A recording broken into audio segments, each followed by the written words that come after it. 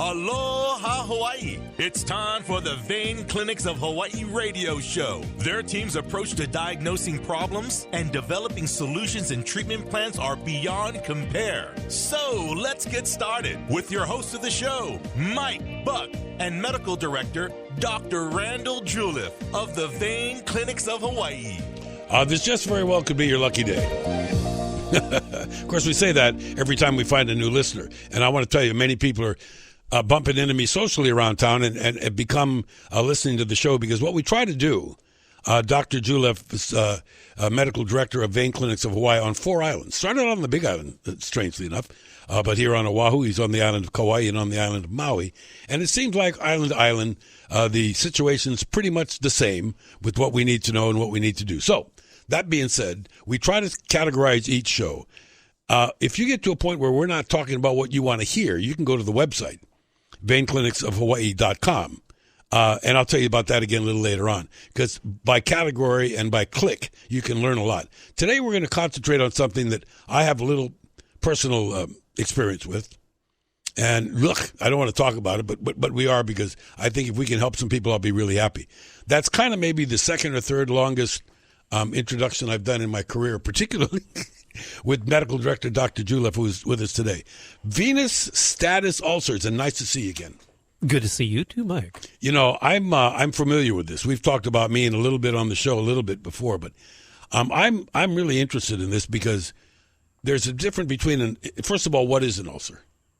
Well, an ulcer is a breakdown of the skin, and sometimes it even goes into the we call soft tissue, the fatty tissue, sometimes even into muscle. I mean, that's when it gets really bad. But breakdown of the skin, breakdown of the tissue under the skin, and that's, in a general sense, what we call an ulcer. But see, out in the public, people say, that's the Pepto-Bismol deal, or that's the milk of magnesium deal.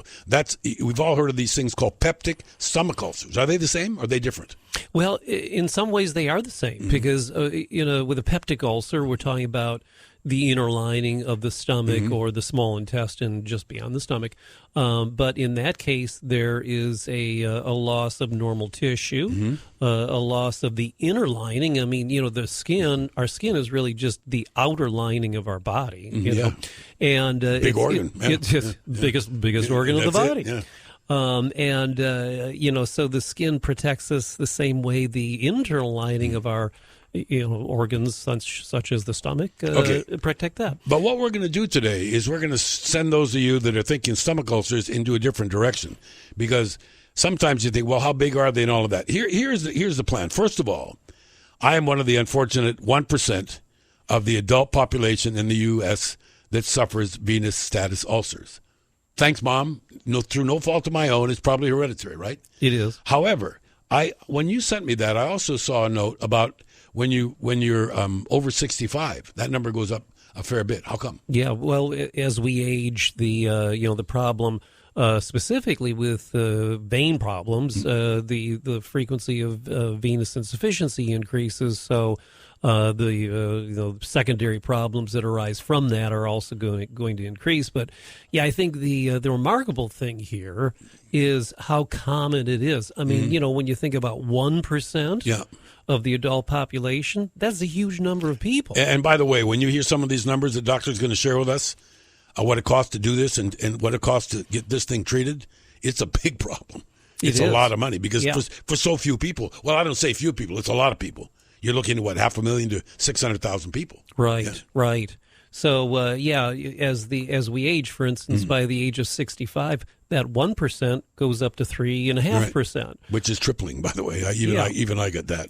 So, so it's a big problem. And you alluded to the fact that it costs our healthcare system a lot of dollars on a yearly basis to take care of people with ulcers. Let me tell you this. We have been looking at, since the inclement weather has been nationwide, planet-wide, and we're looking at when somebody says, well, the damage to the islands of Hawaii in Hurricane Olivia are $22 million.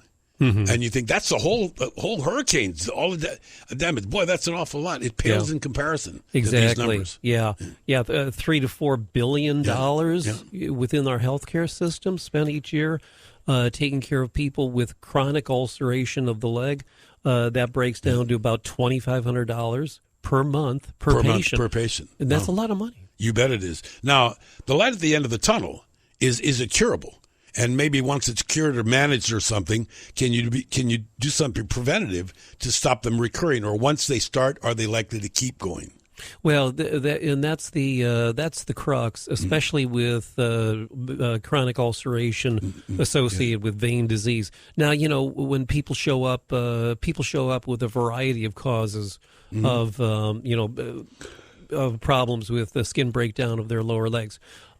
Venous insufficiency or vein disease is just one of them. The other problems that people might have are diabetes or poor blood flow getting down to the feet. But the single most common cause for chronic ulceration of the lower extremity is vein problems or venous insufficiency. And that's one of the things that we really want to address here, gang, because I'm sure you're like me, and certainly like Dr. Julep. We're outside a lot in Hawaii. We're barefoot with slippers, go ahead, flip flops, whatever you want to call them, and t-shirts and shorts. So just looking around, it would seem like a way larger percentage of the public has this problem because it's visible, right? Right. Yeah, and where you've shocked me before, and I think people really got to know this, is that people will try all kinds of home remedies, sometimes for a long time before they realize exactly how long they've had this thing called an ulcer. Right. It's amazing how long people can ignore problems like that, and they slowly get worse and worse until like we've talked about before, their spouse or their friends or their other family members say, "Hey, listen, you really got to have this taken care of." Yeah. But especially little kids, right? Hey, Grandpa, does that hurt? That thing's bleeding all the time. Does it hurt? Yeah, sure. Gee whiz. Well, look, we want to tell you that there's a lot of things that can take place.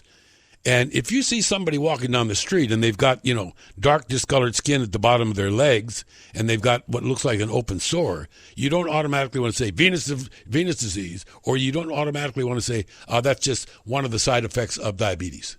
Right. So there are, like you said, there are a few things, but the overwhelming majority seem to be venous disease. Well, 70%. Wow. When you look at, for instance, chronic ulcer, clinics, wound care clinics, when you look at all of those people going in to have chronic ulceration taken care of, it's about 70% of those people that have vein disease as a cause for their chronic ulcers. Well, how about this? I mean, when you say wound center now, it's something that we take for granted that are available because there are a lot of them. But I don't recall when I was a kid ever hearing about this a wound center. You just went to the doc. You usually got some ointment to slather on the thing and Band-Aids, and it either went away or didn't. Right, yeah. The science of wound care has really improved quite dramatically over the past 20 years, kind of in concert with our improvement in vein care also over that period of time. But there's pretty extensive new modalities to utilize in getting these ulcers healed, and there's a lot of new medications, a lot of new biologic coverings that are used in some of these situations. But you're right. Wound care clinics, you never heard of them 20 years ago. And now you can pick your choose. Yeah. Right? But here's another issue, and I think that we've often talked about this in the past, gang. And I know that some of you are thinking like this. If you are grandparents and you have already outlived your grandparents by 10 or 15 or 20 years, I'm wondering if sometimes the cumulative effect of what's just being on the planet for a longer period of time is going to manifest in a lot of these conditions that maybe you didn't get before because you died before you're old enough to get them. Yeah, well, that's definitely a factor. Yeah, because all of this stuff does increase in frequency with age, which really is just time. The longer somebody has venous insufficiency, the more repercussions they're going to have from it. So time goes with age, and as we see it in the older population. But usually, people that have chronic ulceration of the legs that are associated with vein disease usually have other signs that sort of point us in the direction of what the diagnosis is, even before we do any of the usual diagnostic things to figure that out. How about during the treatment process when somebody says, I didn't realize until this started healing, and I can see it's healing a little bit, that I had it for 3 years or 4 years. And I mean, I want to tell you, gang, the reason why I get fired up about this particular part of Dr. Juliff's profession is that I had one of these things, and it was a bad one. And I didn't wait very long because it was a trauma.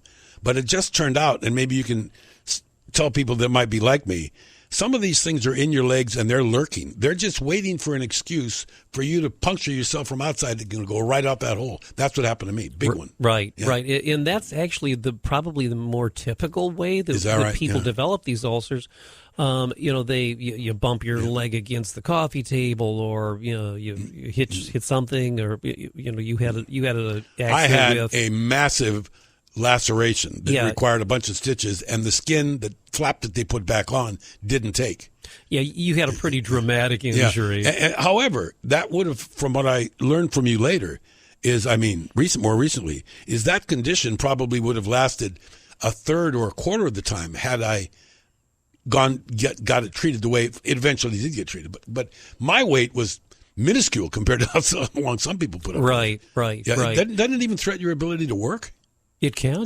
Yeah, it can. And as a matter of fact, that's another one of the things that we kind of think about with respect to the cost, the overall cost to the healthcare system and to society, is not only the number of dollars that it costs to take care of people with ulcerations and get them healed, but the number of, the amount of lost wages to them because they can't work. And again, venous insufficiency or vein disease is the most common or the highest reason why people can't go to work in this setting. I got to tell you something. When you said that a couple of programs ago about another thing we're talking about, I realized, and I talked to a friend of mine in the city transportation department who said that a real bad traffic jam in the morning on Oahu probably costs the economy between $500,000 and $1 million. Yeah. Just in frustration, lost time, accidents, being late for work, getting your pay docked, it adds up real quick. Sure. Yeah. Okay, so look, we could spend hours just talking about these ulcers and the different kinds of them. But I think most people, and some people are going to be looking at their legs right now and say, okay, how do I know if this is one of the, is every hole in my leg an ulcer?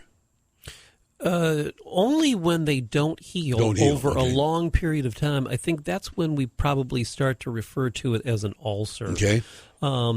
But yeah, and that's a good question. For people might be asking, well, gee, I don't have an ulcer right now, but I've got these legs are looking a little weird as I get older. Yeah. Got a lot of swelling, got some skin discoloration.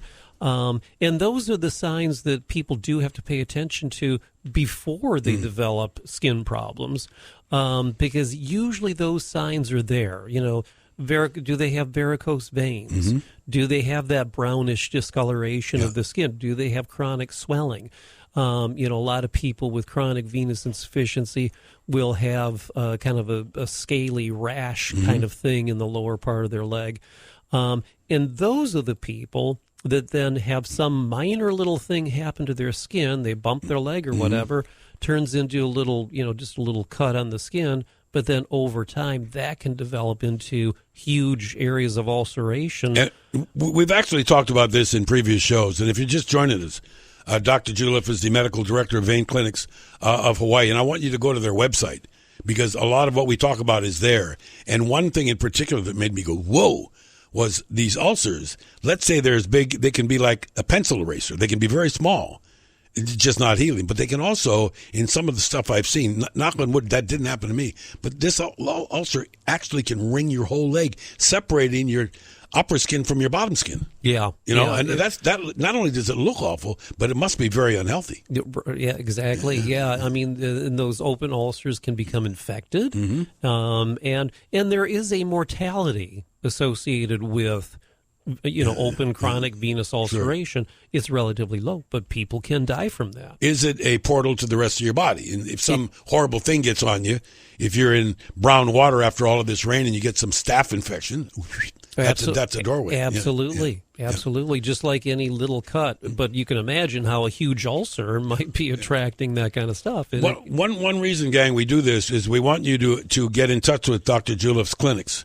No matter what island you're on, here on Oahu, of course, you can just go to the website, click the office nearest you. But I think that maybe after you realize that some of these things have going on, if you can admit to yourself, it's like people say, "Well, I don't eat too much." Well, why are you overweight? You eat too much. But if you can admit to yourself that you have not exactly done anything to get rid of this condition or seek it through, once it starts getting worse because of other symptoms, now you really it must be much more of a problem to really address. So earlier detection. Oh, yeah.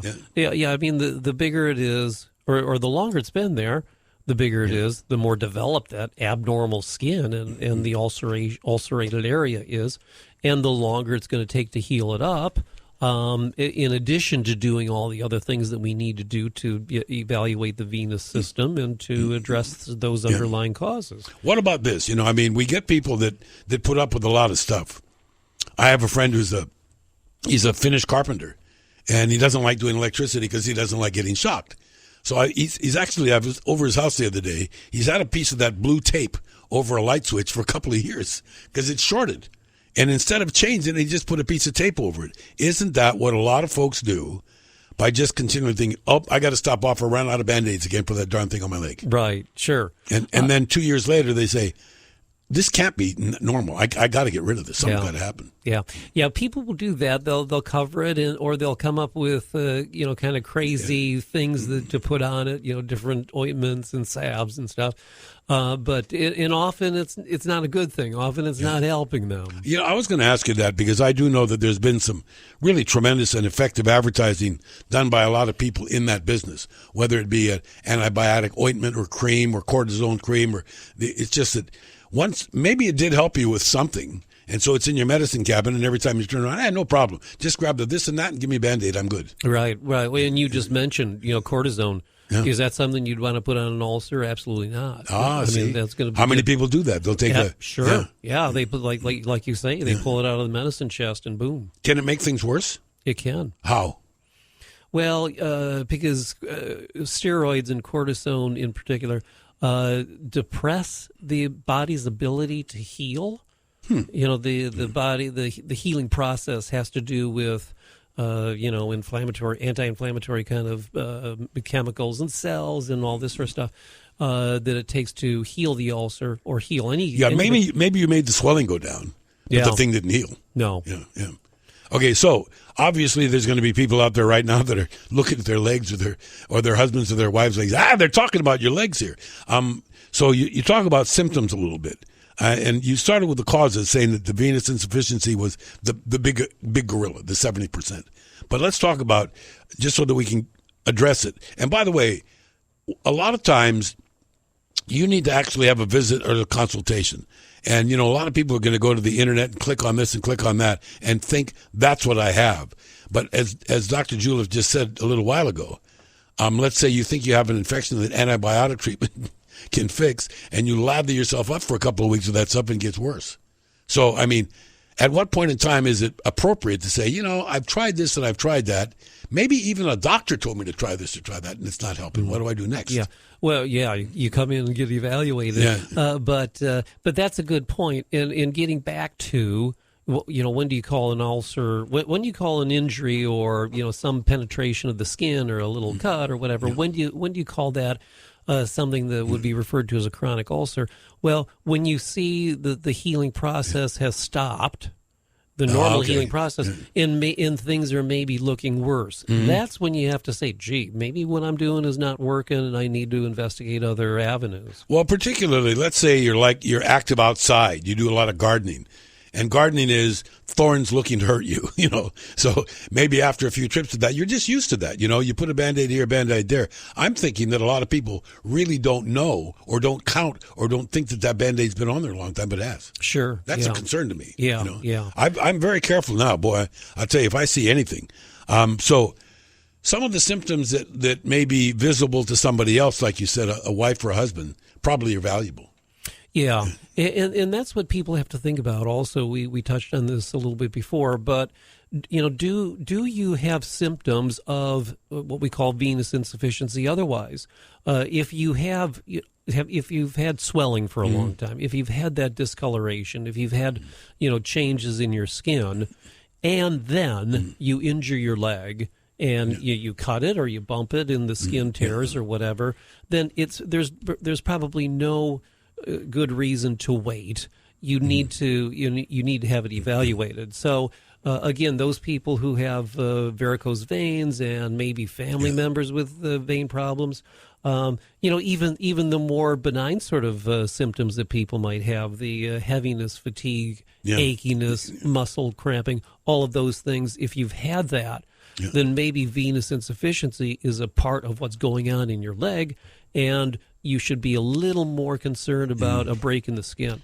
Yeah, that's really important, and I guess, and particularly, and we've talked about this before with diabetics that go around barefoot. This is not good because sometimes you can hurt your feet, and because of your diabetic condition, you don't even know. Pretty soon, there's blood all over the white carpet, and somebody says, "Hey, you're bleeding." Right. Really? I didn't do anything. But I think more than that, and based on just saying that about diabetes and whatnot, that maybe we better take a look at some of the other things that would identify. Because if you say you look online and you see, well, that's me, and if it's not something that can be treated by the antibiotic cream, you are really delaying the process. So talk about some of the things that maybe skin changes.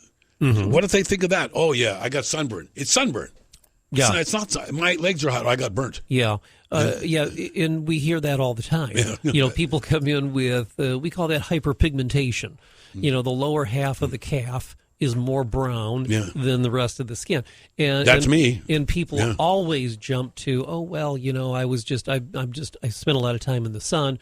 But, what we say to them is, well, yeah, the lower half of your leg has been in the sun, but so has the upper half of your leg. And your arm. And it doesn't, it doesn't look like that. So, you have to pay attention to those types of things. And, again, there's a rash. It's called venous eczema, similar to the regular sort of eczema that people might get. It's a rashy kind of change in your skin in the lower part of the leg. And by the way, I love when I get to interrupt the doctor on this, because why do you keep saying the lower part of the leg? Well, it's physics. All of this stuff is happening down because all your fluids in your body go down to the bottom there, and they mix up. And if you've got an issue, you get in trouble with that. Yeah. So these leg ulcers that we're talking about, don't they generally not happen in the upper leg? Maybe they can. Generally, they don't. So that's a good question. Why do these ulcers happen, and why do they happen just in the lower part of the leg, specifically? Normal vein function has to do with bringing blood back up to the heart. So the veins in our legs should be consistently bringing blood back up. Now, the way that happens is that there are hundreds of little one-way valves in our veins. In the best case scenario, they're one way. I've had some others that think the other way was the proper way. That becomes a problem, doesn't it? It is, yeah. And that's the crux. Well, that's the crux of the problem. Yeah. When the valves start to fail, then the blood starts to settle downward into the leg.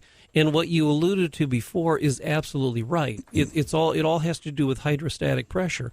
And since we spend most of our life in an upright position, whether we're standing or sitting, that's almost as bad. All of those, that column of blood and fluid is going, from our heart and the upper part of our body, big all the pump, way down to our leg. pumping it right down to the bottom. Yeah. And that's what happens. So we set up a situation that we refer to as venous hypertension. Mm-hmm. Now, everybody knows the word hypertension. That has to do with your blood pressure and all that sort of thing. But and that's an arterial blood pressure. But we can also have an elevated pressure in our venous system, and that's what happens. And that abnormal pressure then gets transmitted out to the skin, from the deeper veins. And that's what causes the abnormal setting that the skin is then able to, or not able to, heal when it's injured. By the way, I tell people whenever they ask me this, don't be ashamed or don't be embarrassed. Write something down. Get in touch with us. There is no such thing as a dumb question, because what they asked us was, when you get your blood pressure taken, are they looking in your veins or are they looking in your arteries? Mm-hmm. Yeah. And I don't know. I'm guessing that they're looking in your arteries, because that's where the pumping's coming from. Right. That's where you see the effects of the heart. Mm-hmm. And, blood pressure is, to one extent or the other, a product of how the heart is functioning and how the blood vessels are functioning. Okay, now there's a big difference, though. I looked in the notes that you sent me, and I'm really a heat-seeking missile for this. I like asking Doc these questions because I'm thinking that's some of the things that you would ask, because I'm what they call Nieli, really, curious as to what happens to all of these things. So what you said earlier is that the venous insufficiency is the big one, but there also is arterial insufficiency, mm-hmm. but you say much smaller. But would they from the outside look like the same ulcer? Another good point. Mm-hmm. No, they don't. Okay, good. So that's how come? What would be a clue or two? Well, the venous ulcers. When we describe a venous ulcer, usually they're not down on the toes and the feet. They're usually up on the lower part of the leg, so mm-hmm. around the ankle and around the lower calf. Okay. And just like you mentioned, it may encircle the entire lower leg.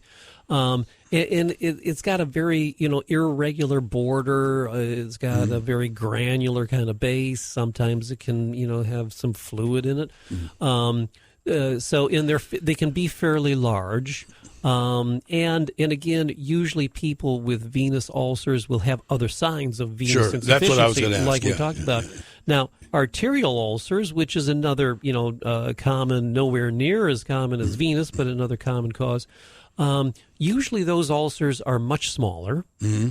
They're usually more, we say distal, more, out toward the periphery. So people who have, and because of the fact that it's a problem with blood flow getting down there, mm-hmm. that's arterial insufficiency. Yeah. If there's not enough blood going through the arteries, then the tissue most furthest away from the heart is going to have problems with oxygen. Yeah, and that's another thing I learned from Dr. Juliff. And you can, by the way, go to the website veinclinicsofhawaii.com and look at a myriad of things, including down the road. We're going to figure out a way to post some of these programs so that you can, when we have a program that deals with something specific, you can get a big load of information there. I think one of the things that, because once again, it's at the very bottom. One would think that.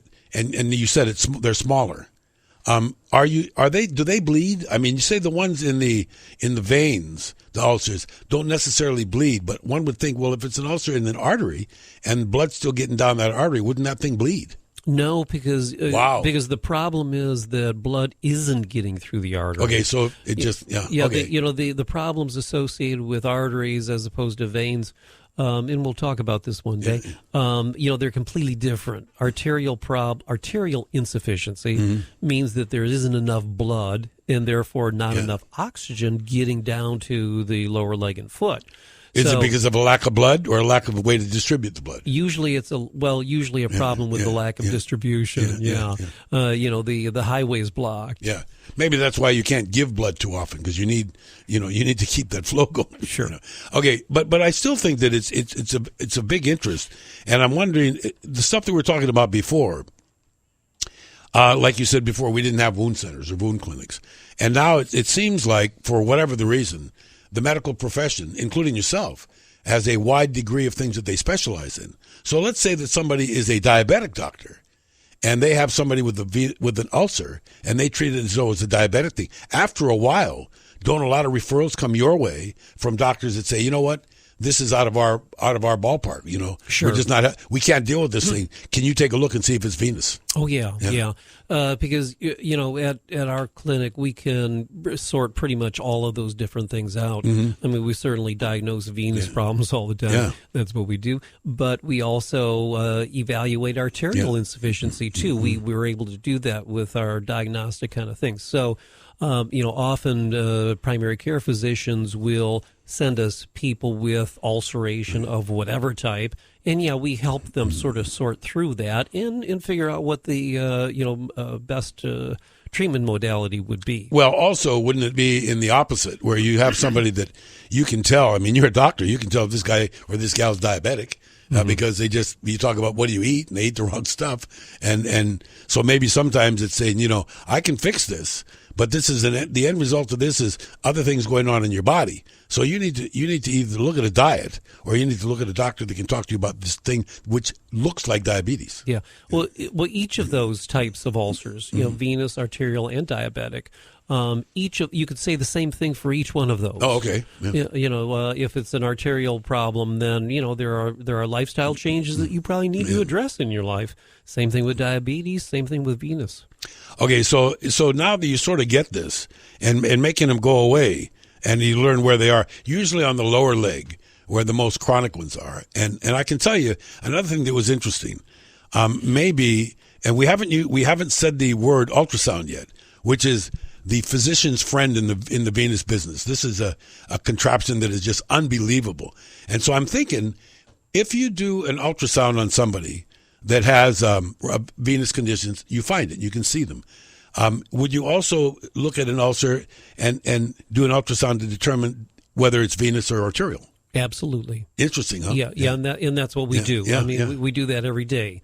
And usually it's surprising. We were talking about how these different ulcers look, and usually it's not difficult to just by looking at it to see the difference. Venous versus arterial versus diabetic ulcer. Yeah. They all have very, very different appearances, but obviously we have to diagnose it and figure out what the specific problem is.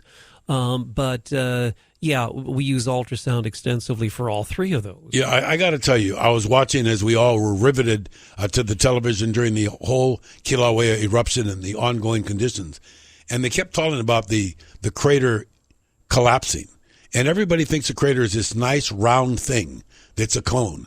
And in actual fact, I'm guessing, and this is kind of a long question, I want you to understand this ulcer that I had that was really bad was based on a triangular piece of skin that I lost because a triangular piece of metal stuck in my leg, and it would not heal. And however, as a while, it actually started to get bigger, and it started to look rounder. And I thought, wait a minute, this has got nothing to do with that little flap of skin now. It's way past that. Isn't that where a lot of people maybe get fooled for a little bit, and it's like they get cut off of the path. They don't realize that it's getting worse. Sure. Yeah. And had you not had, the vein problems that you had, very likely that would have healed fine, because, and that's what people might do. They say, well, gee, I had a cut on my leg like this, 10 years ago. Yeah, exactly. And it healed fine, so I'm just going to do what I did back then, and everything's going to be rosy. But not so much. Yeah. Well, listen, here in Hawaii, we're all, scar factories. I mean, we're outdoors. We do more stuff than a lot of people. Right. So you're right. And as we age, things aren't quite the same. I can remember after a full day of, chopping wood or doing whatever 30 years ago, I'm buying the chopped wood now. It's just not worth it. So, right. but what I'm thinking is that many of us out there, and that's why I like using myself as often as possible. You said earlier that these things have an irregular border. If it looks like it hurts, it does. From what you said before, they don't necessarily hurt. They just look like they hurt. Yeah. Is that accurate? Well, some of them are. It's surprising. Some people don't have any pain associated with their ulcer at all. Some people feel quite a bit of pain. It's hard to predict. And I'm not quite sure why exactly that happens in some people and others not. Well, you mentioned earlier, and this is the culprit is the coffee table. I mean, these low coffee tables, you ding usually your shin. I mean, the front of your leg. And for some reason, maybe you can explain that. It just doesn't seem like there's as much skin in the front as there is in the back. Sure. It would be nice if there was another inch of skin on the front of the leg. Yeah. That's a pretty thin group of skin. How come? The skin is a little thinner. But more importantly, there isn't much in the line of soft tissue like fatty tissue and whatever over the skin, right where that bone is in the lower part of your leg, and I think that's it. Yeah, one guy said to me when he was talking about my leg and his leg before, was that the front is a lot thinner because the muscle's in the back, and the fat and stuff is usually around the muscle. And, and that's what grows or atrophies or whatever. So the front part of the leg is not used for anything except, holding the back part together or something. I don't know. Yeah. Well, and there isn't any. There aren't any muscle groups around the bone right in front. Yeah. What about vein issues themselves? I mean, one would also think that if that's the case, we're going to vary off the script a little bit here, but I'm thinking that, when you have these varicose veins and vein issues, are they on the front of the leg as well? Not so much. Not as much skin there, right? Well, not as much skin or space. And more importantly, none of the major veins that we deal with run right down the front of the leg near that bone. They're more in the inner side of the leg and also on the back of the leg. So that's where we typically see problems arising from those veins failing, and then we see varicose veins and all that. One of the things, and every time it's funny because Dr. Juliff and I do this show, I get people out in the street that's like I'm the authority. I got to watch that because I'm not. But I am a patient, and I can tell you that some patients are not patient. They want an instant turnaround. How do you tell a guy that, look, you've had this sore on your leg for a year. Give me a couple of weeks before you say, this isn't working. What's the when you diagnose these things? How do you formulate a treatment plan? What do you do anyway? What is the treatment plan? Well, the main problem is this idea of venous hypertension. There's just too much pressure in the level of the skin in the lower part of the leg in people with the vein problem. Yeah. And that's what's, the physiologic problem there, or the crux of the physiologic scenario there is that there isn't enough oxygen getting to the skin, and there are other things going on. There's a lot of inflammatory molecular sort of things happening too because of that venous hypertension.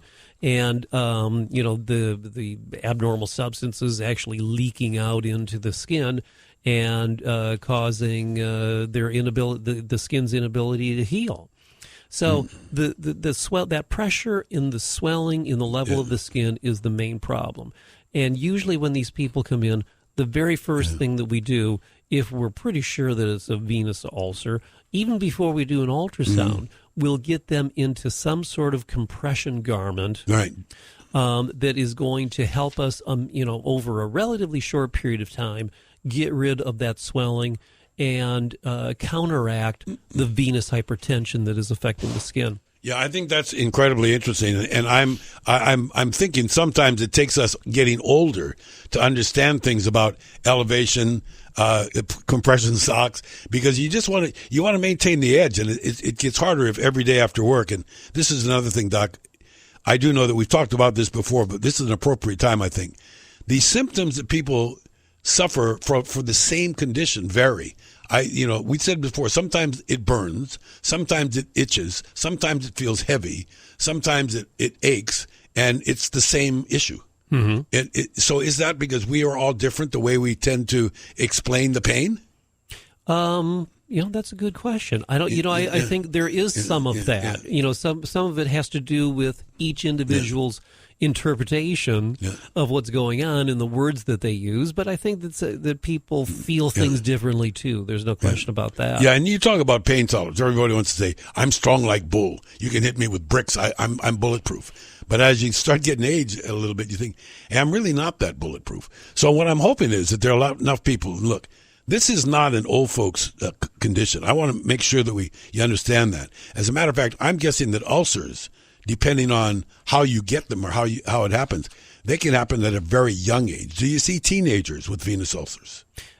Teenagers, not so much. Now, however, we do see plenty of that age group with the underlying venous insufficiency. Sure, I'm wondering. And I think they just, when they're a teenager, that process hasn't been around long enough to really get you to the point where that venous hypertension in the lower part of the leg is affecting the skin.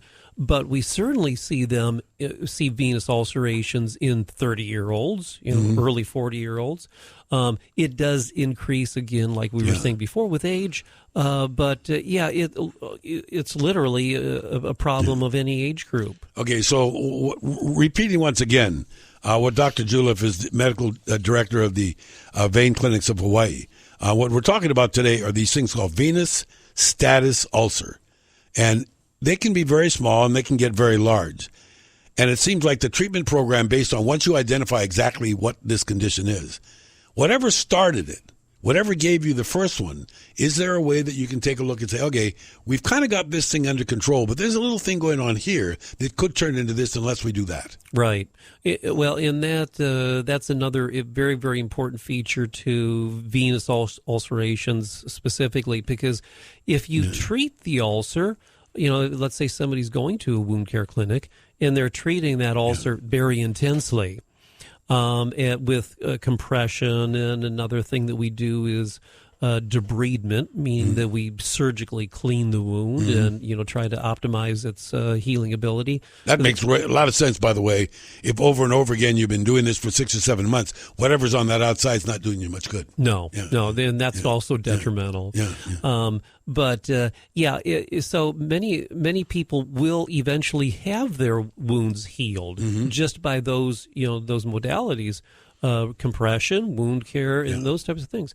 But if the underlying cause, which is the venous insufficiency, if that is not addressed, then invariably that ulcer will recur. And that's another message that we really need to get out to the public in general, because if you've had an ulcer and the legs that we've been talking about sound like your legs, and you weren't evaluated for venous insufficiency with ultrasounds and that kind of thing, then you probably need to be, because you don't want to have to go through all that all over again. Yeah, and once again, that system, that ultrasound system, friends, it's just totally unbelievable. I don't know how in the world people like Dr. Juleff and others got along with it in the past. I did know one thing. It was in ancient times that venous disease was discovered.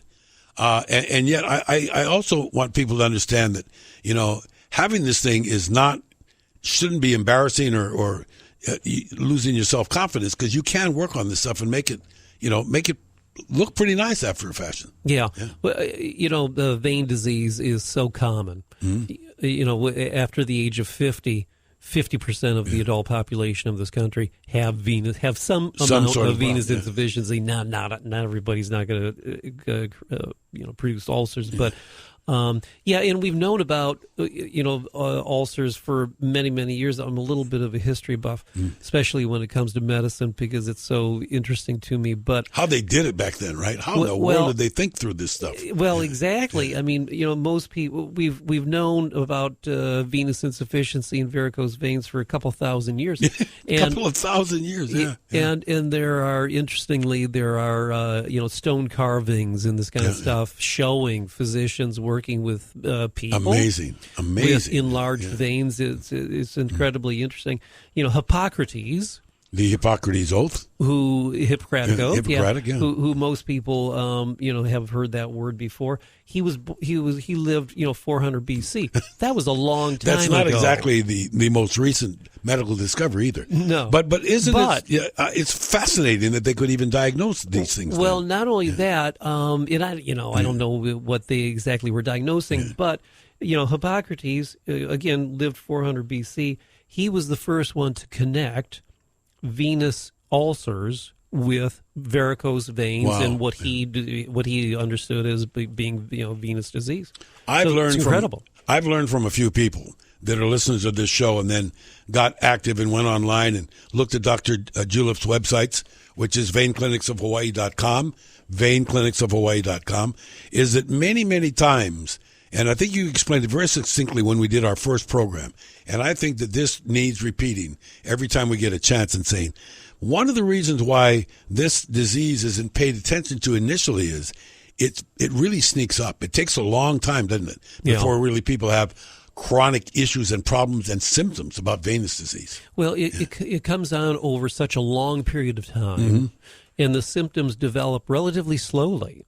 So, we talk about people ignoring those symptoms, but you have to kind of put yourself in their position, and that is that even though they're having pretty marked symptoms right now, the build-up to those symptoms, it took 20 years. So it really took a very long period of time. It happened very slowly, and that's why people tend to ignore them. and they feel like, well, it's just I'm in the aging process, or I'm getting old, so my legs hurt and they swell. But invariably, there is usually a reason why that's happening.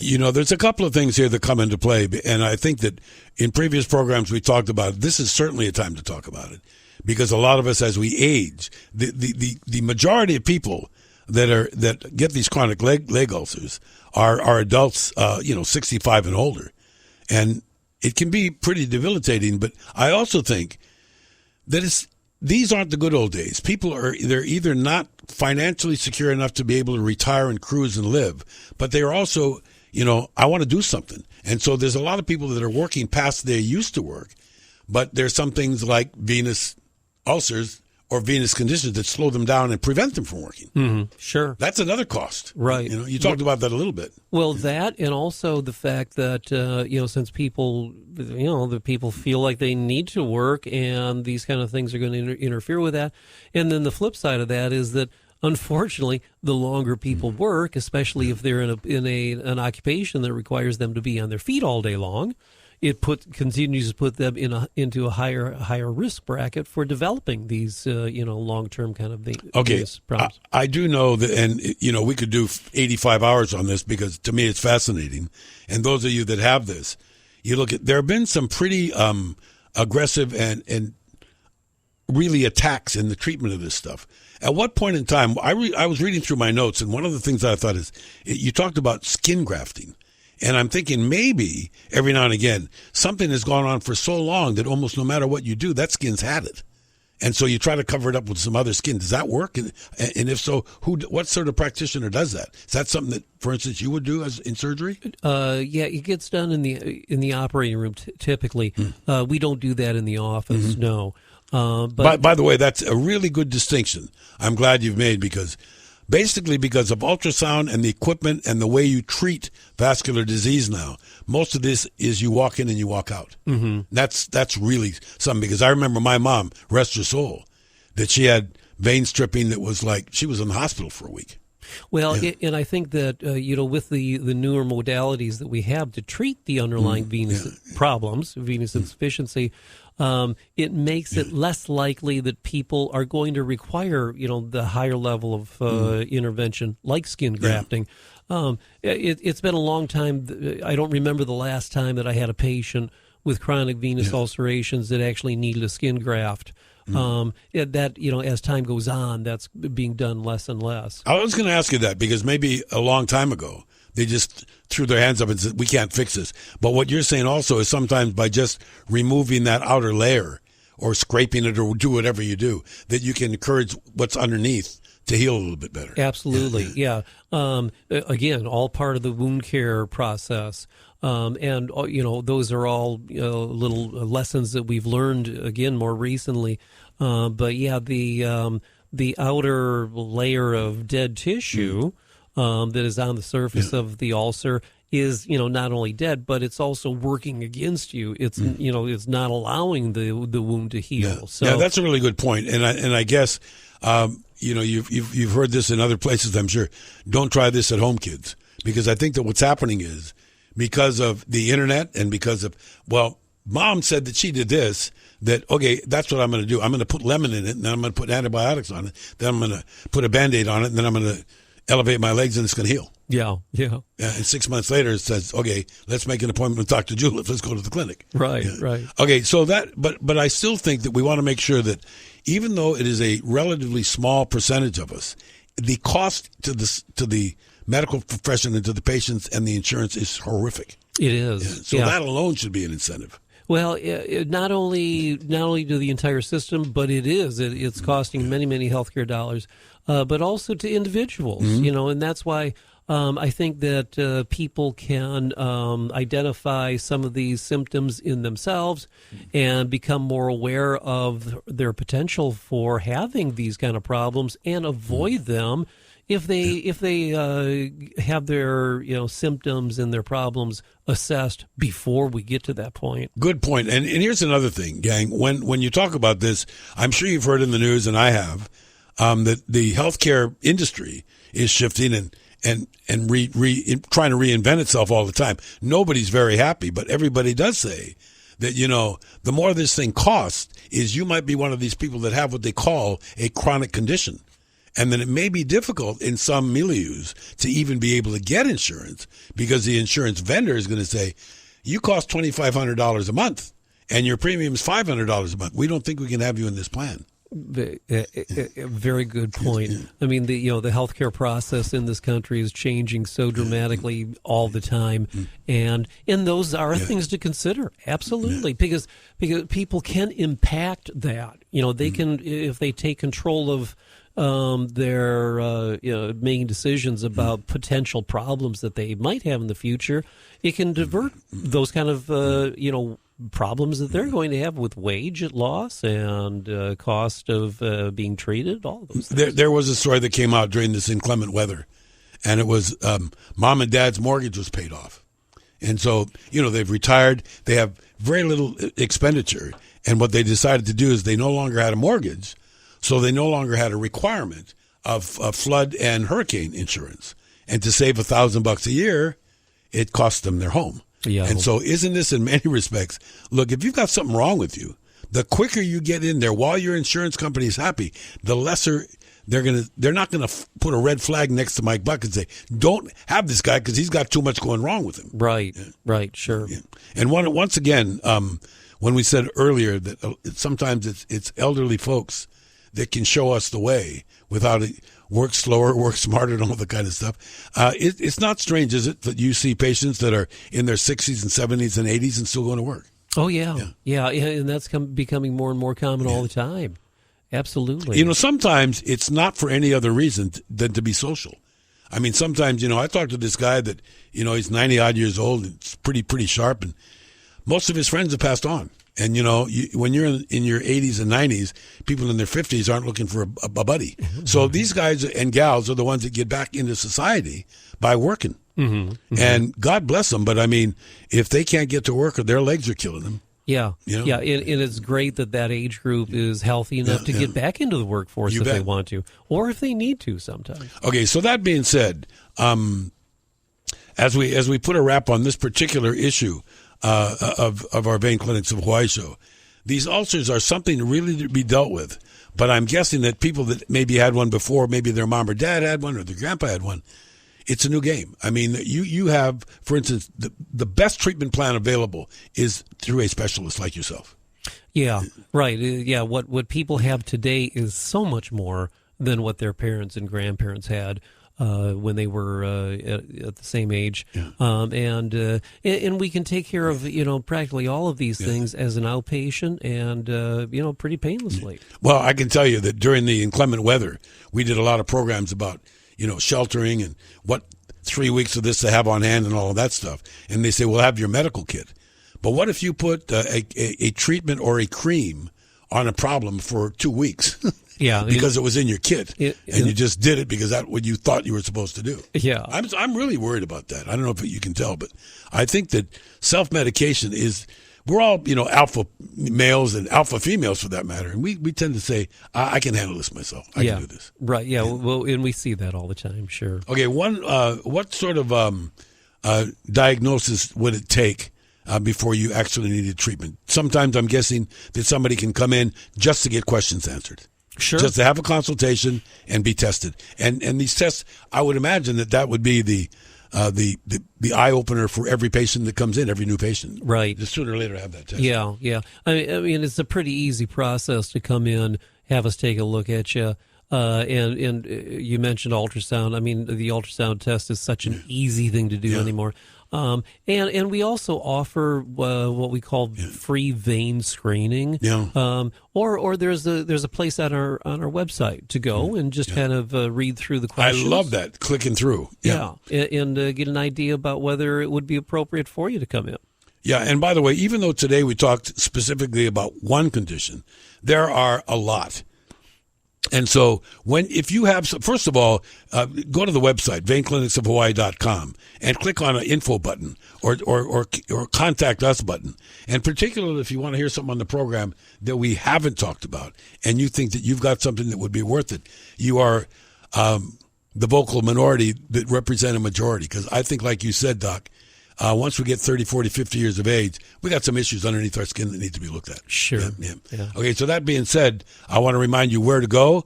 Go to veinclinicsofhawaii.com. That's veinclinicsofhawaii.com. Keep your legs healthy. And make sure to tell your friends about our show. We're a couple of times a week, and all you've got to do is tune in. And you can also listen to this online at theanswerhawaii.com. So for Dr. Juliff and staff, all the 4 vein clinics of Hawaii, thanks for listening. We'll see you next time. Well, that's our program for today, and we certainly hope you enjoyed meeting us. Please come back next week for our next episode. And in the meanwhile, to learn more, please visit our interactive website, veinclinicsofhawaii.com. That's veinclinicsofhawaii.com.